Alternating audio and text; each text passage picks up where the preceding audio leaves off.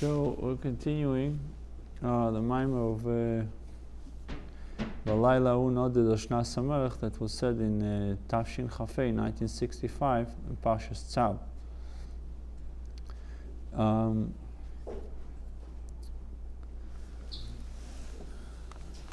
והיינו שמעלם שאין שום.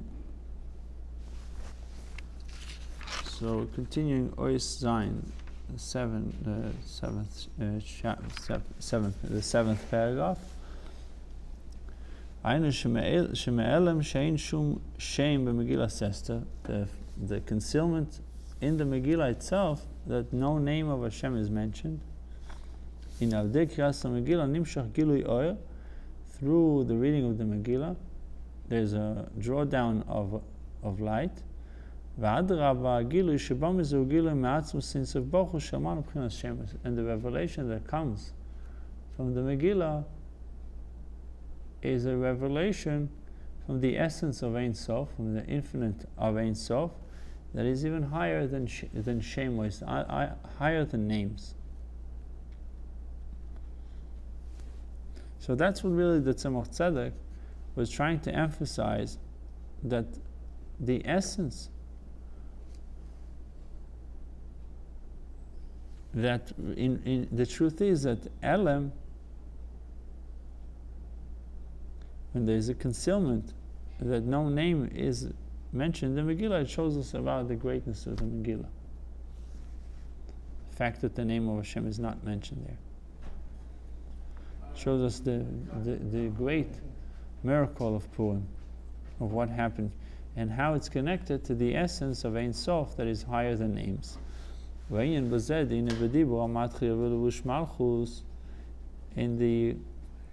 Hasidic discourse, starting with the words Yaviu levush malchus, they should bring the garment of the royal garment.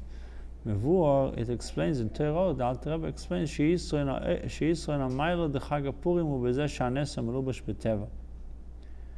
what is the greatness of Purim is that the miracle was enclosed in nature. And the commentary and the explanation of this Hasidic discourse is it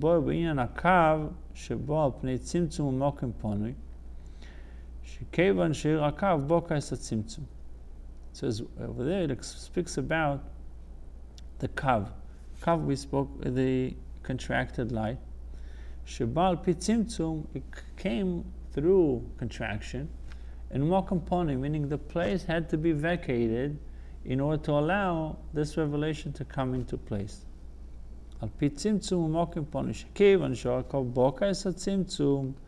Now, since the light of the kav had to break through these contractions to come down,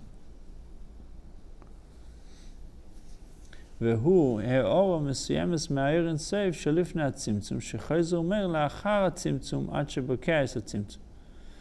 have tzimtzum, and you have then light. And so he calls it Ha'or Mesuyam, it's specific light that comes from the Ein Sof, from the infinite light of Hashem, that shines again after the tzimtzum. There is a tzimtzum, there is a revelation, and afterward there's another one. And that so to speak, second energy, second light, is breaking through the contractions and shine through it, or penetrate beyond the concealment. Since that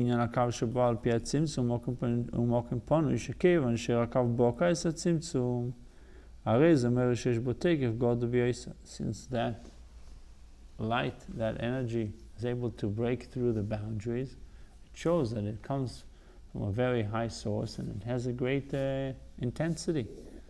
It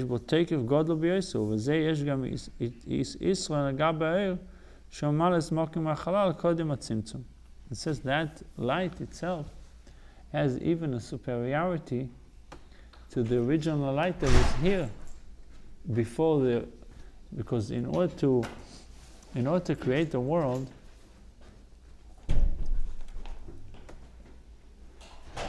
in order to create the world, you had to have a contraction, you had to have concealment. You had to have, as they call it,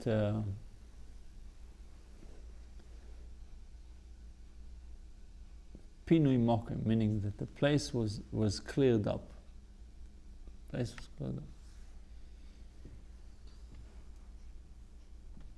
But this revelation that breaks through the kav, it has a yitor and it has an advantage or superiority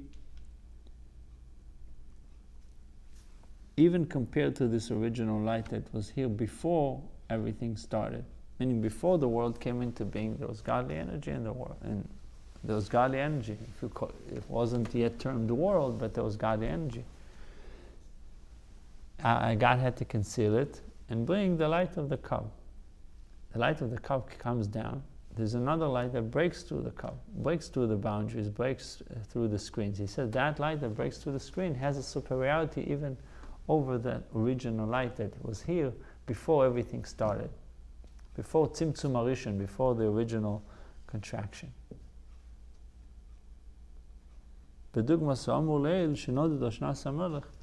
As we spoke before, I think it was the third paragraph, that the king's sleep was troubled. It represents a revelation of light from a very high source.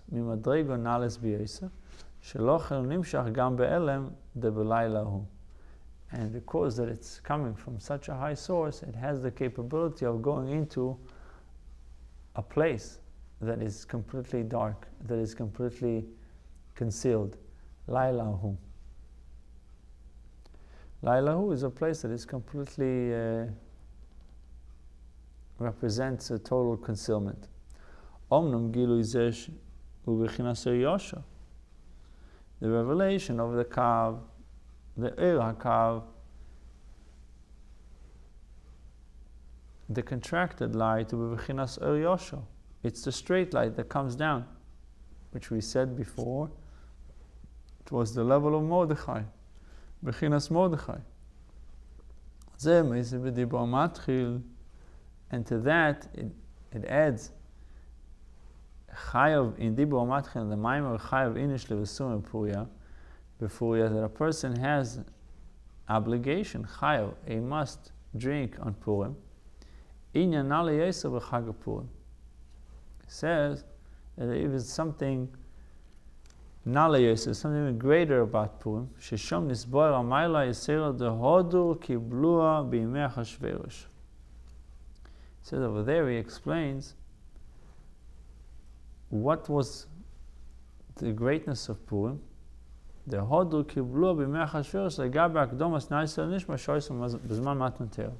He says like this: in the time of the giving of the Torah, it says that Hashem Kofa Aleim Har Kegigis, that Hashem took a mountain and he put it over their head, and so to speak, he forced them to receive the Torah.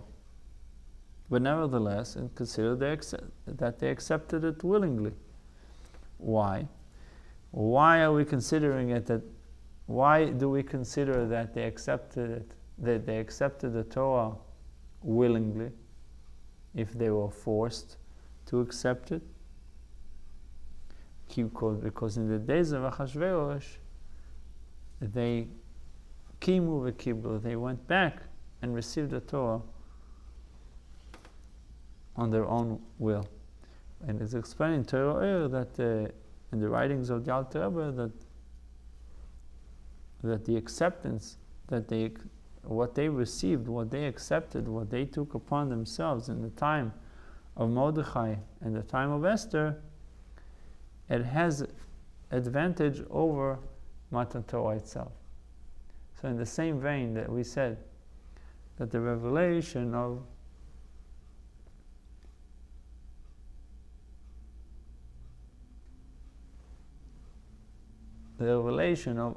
Bokai Satzimtzum, the light that was able to break through the contraction, a revelation from Ein Sof that is preceded the Tzimtzum, and it shines after the Tzimtzum.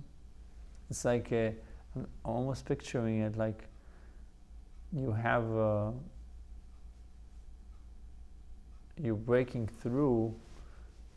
Try to picture something that is clogged, and you're able to penetrate through it, to maybe put a pipe through it.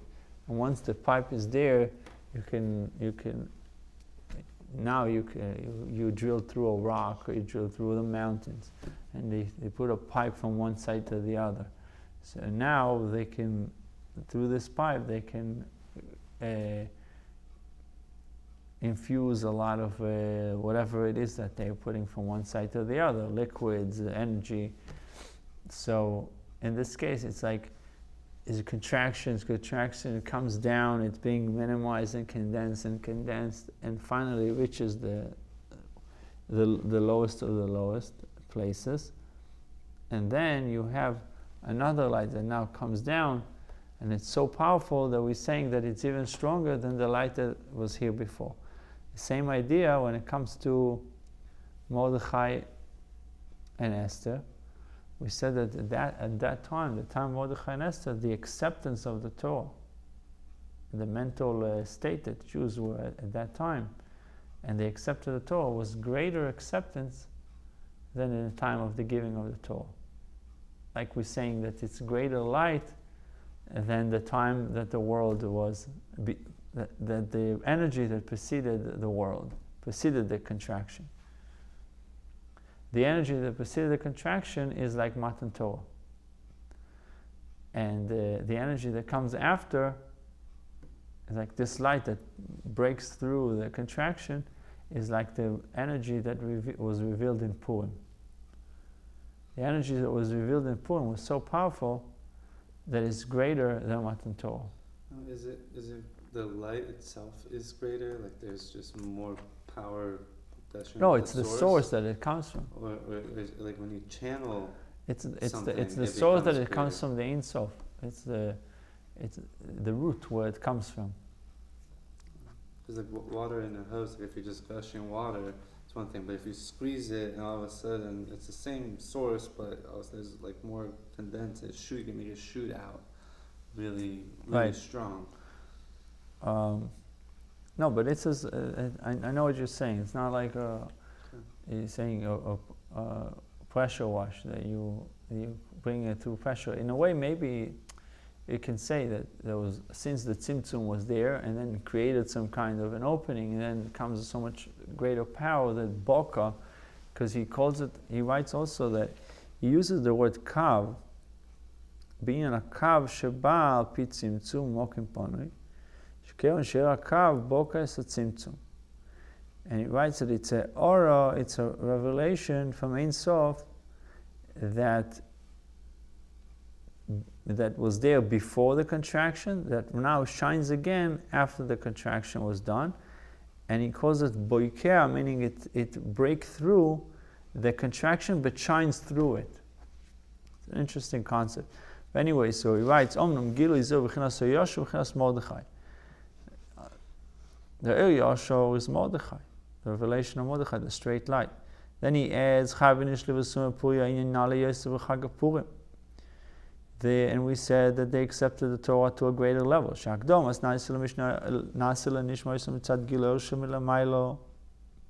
Why did they say, the Jewish people at the time of the giving of the Torah, they said Naseh, and then Nishma, first we will do, and then we will hear. It shows that they're on a higher level. They're accepting it before even looking into what's in it. The reason why they did it is because of the revelation that took place at that time. But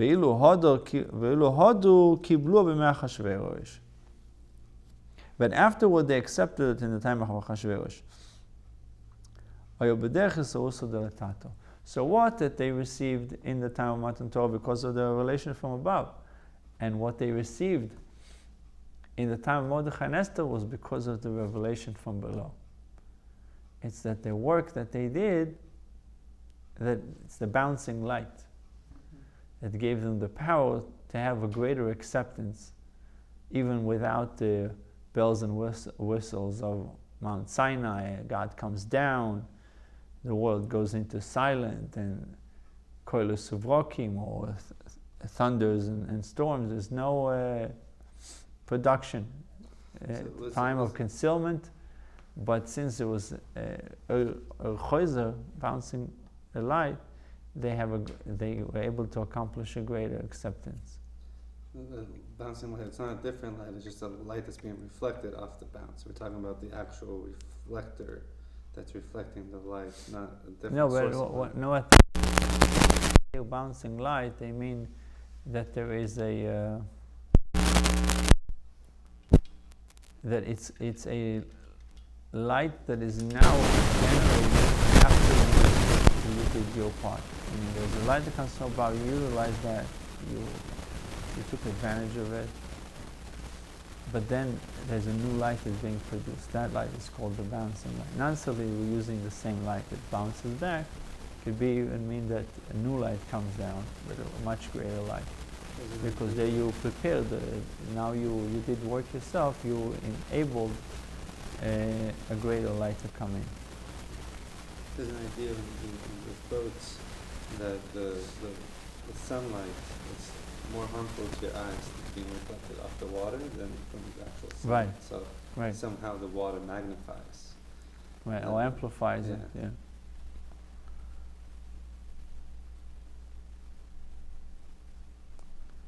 Mitzad Atzmo. So that was Mitzad Atzmo, the work that they did. The Chavan Shisu taught about Mitzad Zeshavnei Sol Matzil Dester Asti. What caused them the Isarusu de Latato? What was the arousal? What brought them to be aroused so much in the time of Mordechai and Esther? The concealment, the darkness that they were at that time. Because of the concealment that awoken by them, the concept of kiblua, that they accepted the Torah in a much greater level than Matan Torah. But they're choizer. I'll move on. So that's the bouncing light. What is the greatness of the bouncing light? That it's coming, or choizer comes through the awakening of men. I'll move on. Shares to goof on his sapach. We see the concealment itself was transformed into light. So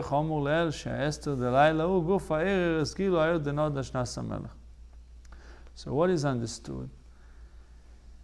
That the concealment itself was transformed into light, as we said that the Hester, the Laila, the concealment of that night itself caused and brought about the king inability to sleep. Says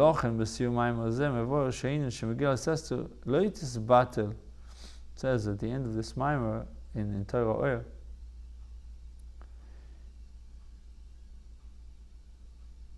he writes that Megillas Esther will not be changed, will not be nullified, because of the greatness in that specific concealment that is embedded in the Megillah. And through reading the Megillah, there's a revelation of Atzmos, the revelation of the essence of Hashem that is higher than names. That's why the Megillah is called the Megillah of Esther, not the Megillah of Mordechai. So what is the purpose of concealment? The purpose of concealment, or the intention of concealment, the objective of concealment, is to awaken the root and to reveal its essence.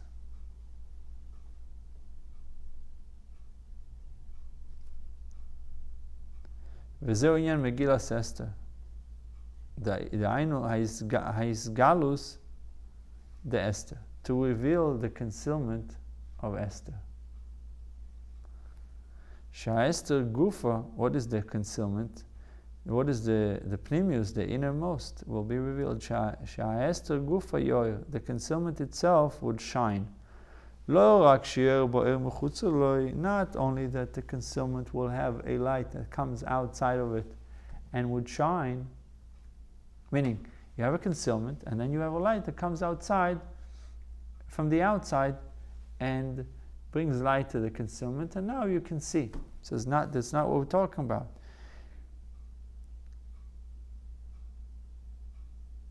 Why? What's the problem with that light? Because that light does not cause any change in the essence of the concealment. The concealment stays the way it is. Darkness stays darkness. It's just you brought light into the darkness. The darkness itself was not transformed into light. The darkness itself was dominated by the light, and that's why you have more light.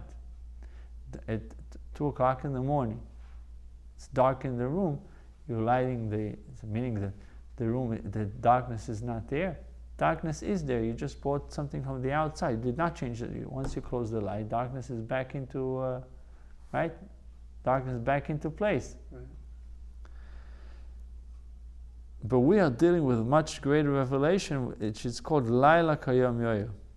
The concealment itself would be transformed to revelation. The darkness itself is the light, becomes light, not something from the outside that caused the darkness to disappear.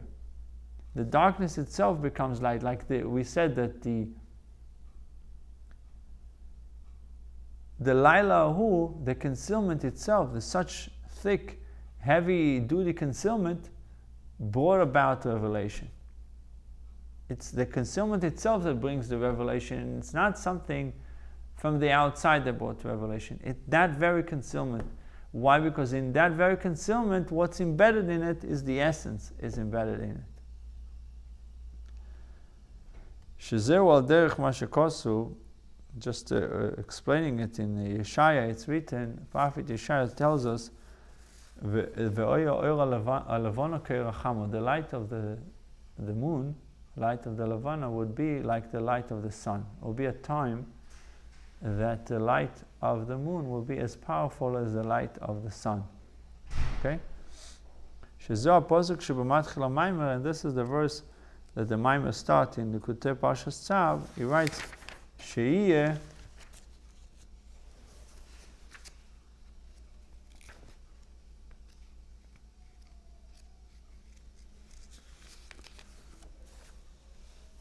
atzmi k'mo er hacham.